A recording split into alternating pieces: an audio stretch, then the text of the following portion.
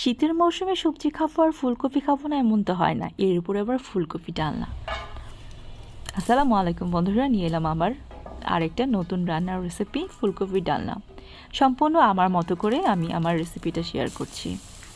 প্রথমে কড়াইয়ে কিছু ঘি দিয়ে এখানে 2 টুকরো দারুচিনি, 2টো তেজপাতা, পেঁয়াজ পেস্ট, আদা রসুন পেস্ট দিয়ে ভালো করে আমাকে কষিয়ে নিতে হবে। অ্যাড করলাম সয়াবিন তেল। আপনারা চাইলে সম্পূর্ণ রান্নাটা ঘি দিয়েও করতে পারেন। এখন দিয়ে দিচ্ছি টমেটো পেস্ট।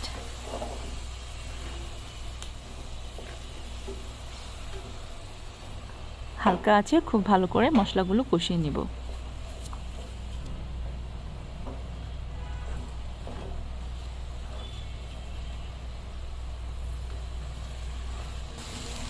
অ্যাড করছি নুন।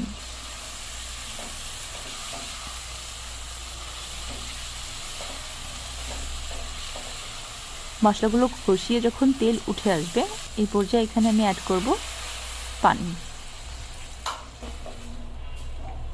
পানি অ্যাড করার পরে আবারও ভালোভাবে নেড়ে এটাকে আমি কিছুক্ষণের জন্য ঢেকে রাখবো।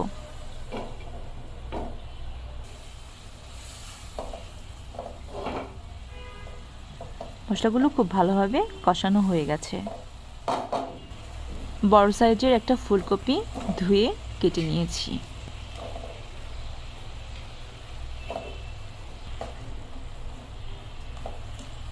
ডালনার রান্নাতে ফুলকপি আপনাকে আগে থেকে সেদ্ধ বা ভেজে নিতে হবে না। অনেকেই ঘি দিয়ে ভেজে নেন, তবে সেই ক্ষেত্রে আলাদা কোনো টেস্ট পাওয়া যায় বলে আমার মনে হয় না। এখন আবারও ঢেকে দিচ্ছি। খুব আলতো আছে এটাকে আমি সেদ্ধ করে নেব।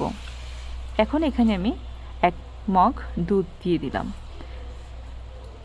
আমি দুধটা আগে থেকে জাল করে নিয়েছিলাম।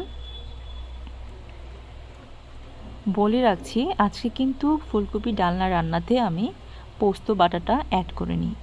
এই ডালনাতে যদি আপনারা পোস্ত বেটে রান্না করেন তাহলে আরও অনেক বেশি টেস্টি হয়। দিয়ে দিচ্ছি গোটা কাঁচা লঙ্কা। এখন আরও খানিকক্ষণ ঢেকে রাখবো। সম্পূর্ণ পানি শুকিয়ে এসেছে, আর যতটুকু পানি আছে এটা আর অল্প কিছুক্ষণ চুলায় হালকা আঁচে রেখে দিলেই হয়ে যাবে।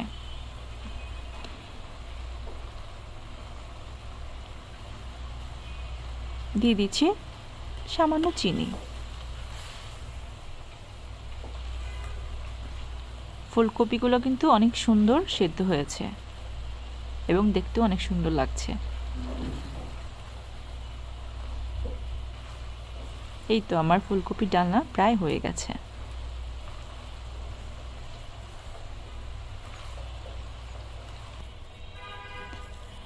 নামিয়ে নিয়ে উপর দিয়ে পেঁয়াজ বেরেস্তা দিয়ে দিলাম।